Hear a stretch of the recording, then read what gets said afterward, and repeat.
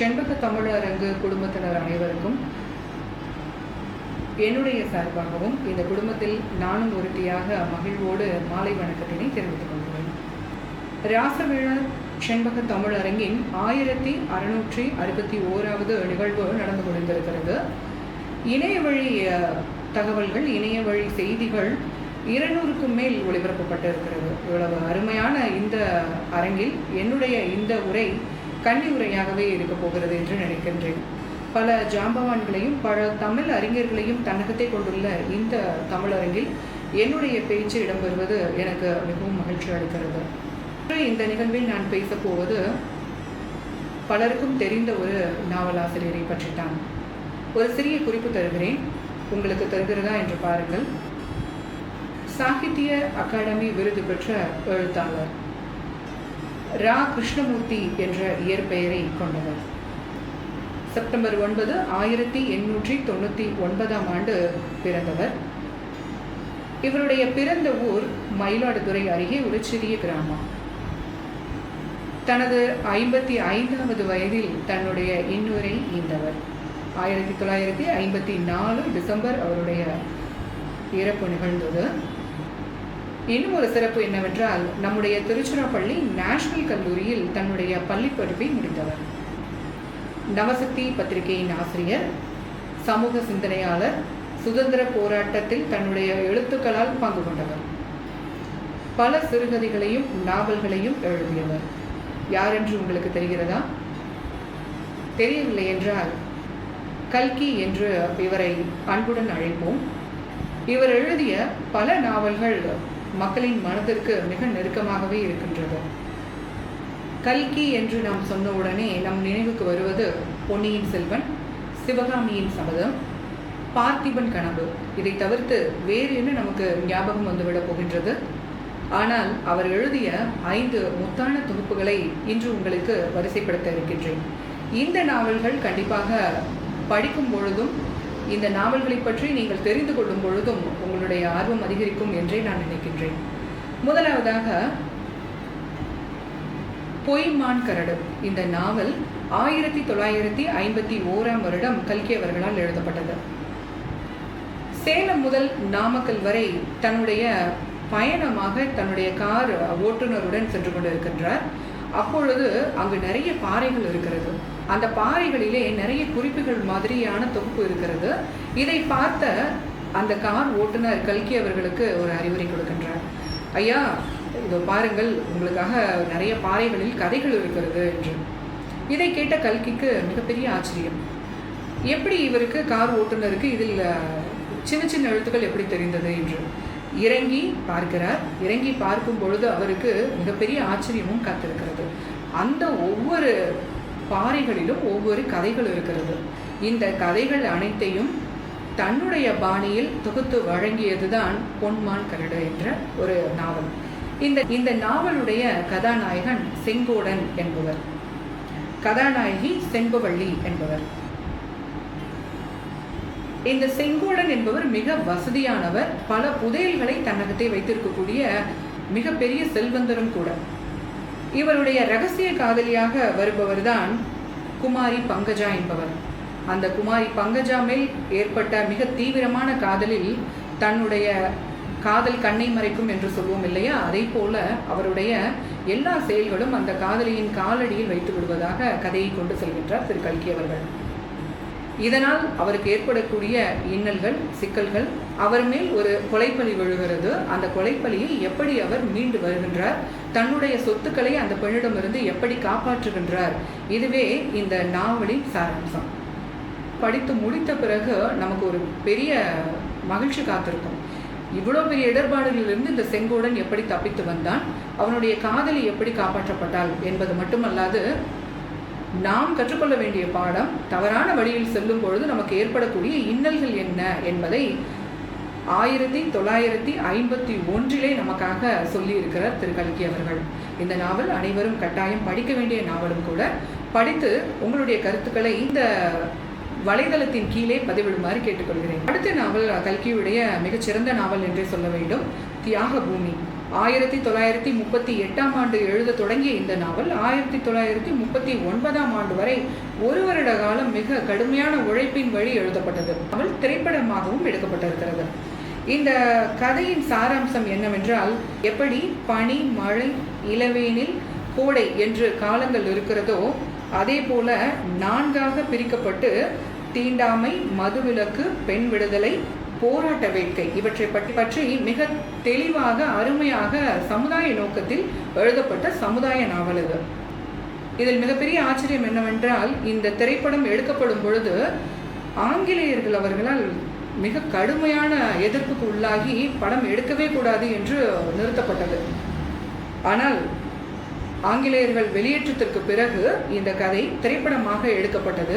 அதற்கு காரணம் இதில் சொல்லப்பட்ட போராட்ட வேட்கை தான். சுதந்திர போராட்டம் எவ்வளோ தீவிரமானது, இந்த சுதந்திர போராட்டத்திலிருந்து என்னென்ன சிக்கல்கள் எல்லாம் சந்தித்தார்கள் மக்கள், மிக அருமையாக இந்த புதினம் வெளிக்காட்டி இருக்கிறது. இந்த தியாக பூமி படமும் பாருங்கள், இந்த நாவலையும் கண்டிப்பாக வாசித்து பாருங்கள்.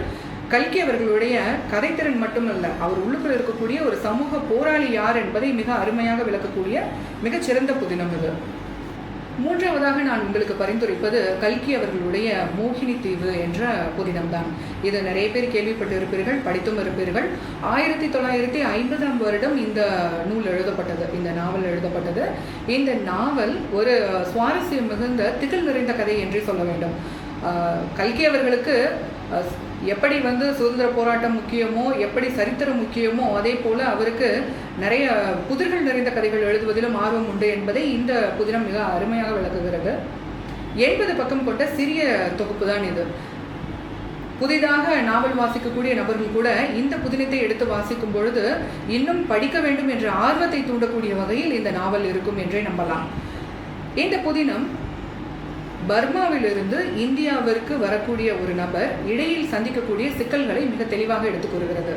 பர்மாவிலிருந்து இந்தியாவிற்கு வரக்கூடிய ஒரு மனிதர் தனியாக படகில் வருகிறார். படகில் வரும்பொழுது அவர் ஒரு தனி காடு, தனி தீவு, அந்த இடத்தில் மாட்டிக்கொள்கிறார்.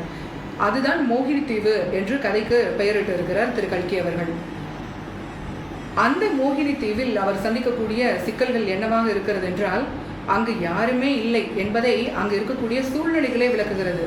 ஆனாலும் அந்த கதாநாயகனுக்கு 2 உருவங்கள் கண்ணுக்கு தெரிகின்றது, ஒரு ஆண், ஒரு பெண். அந்த ஆண் பெண் இருவரும் மிக தெளிவாக தமிழில் பேசிக்கொண்டிருக்கிறார்கள். அந்த ஆண் பெண் பேசிக்கொள்வதில் பாண்டிய நாடு, சோழ நாடு என்று நிறைய நாடுகள் அவருடைய காதுகளுக்கு தெரிகிறது. ஆனால் அந்த 2 மனிதர்கள் இருப்பது அந்த கதாநாயகனுக்கு மட்டுமே தெரிகிறது. வெளியிலிருந்து யார் பார்த்தாலும் தெரியாது என்பது போன்ற ஒரு தோரணையை நமக்கு கொண்டு வருகிறார். இந்த கதையை படிக்கும் பொழுது நாமும் அந்த கதாநாயகனாகவே மாறி அந்த தீவில் மாட்டிக்கொண்டதை போன்ற ஒரு உணர்வை மிக தெளிவாக ஏற்படுத்துகிறார். ஆகச்சிறந்த புதினங்கள் எழுதக்கூடியவர்களுக்கு தெரியும், தான் ஒரு கதை எழுதும் பொழுது அந்த கதையில் இருக்கக்கூடிய மாந்தர்களாக நம்மை மாற்றக்கூடியவர்கள் தான் புதினத்தில் சிறந்த புதின ஆசிரியர்கள் என்று சொல்வார்கள். அப்படிப்பட்ட திறம் படைத்த திரு கல்கி அவர்களுக்கு இந்த கதையில் சுவாரஸ்யம் வேண்டும் என்பதற்காக மட்டுமல்ல, இப்படியும் மாயத்தீவுகள் இருக்கிறது, இப்படிப்பட்ட மோகினி தீவுகளும் நம்ம இந்தியாவை சுற்றி இருக்கிறது என்பதை அந்த காலகட்டத்திலேயே மக்களுக்கு மிக தெளிவாக எடுத்து கூறியிருக்கிறார் என்றே சொல்ல வேண்டும்.